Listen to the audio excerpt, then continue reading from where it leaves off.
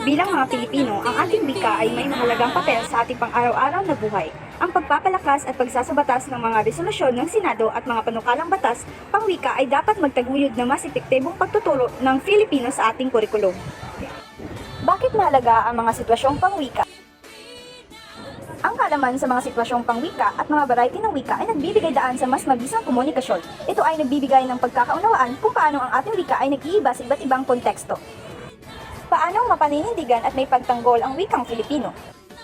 Ang mga guro ng mga Filipino ay may tungkulin na ipagtanggol ang ating wika bilang wikang panturo. Sila ang mga tagapagtanggol ng kultura na hiwalay sa iba pang mga asignatura. Sa pagsuporta sa mga resolusyon ng Senado, sama-sama tayong nagtutulungan para sa mas epektibong pagtuturo ng Filipino. Ang ating pagkakaisa sa mga ganitong hakbang ay nagpapalakas ng ating boses bilang isang bansa. Ang pagkilala at pagpapahalaga sa ating wika ay hindi lamang tungkulin kundi isang responsibilidad. Magsimula tayo sa simpleng pagsuporta sa mga resolution at mga panukalang batas para sa ikakabuti ng ating bayan.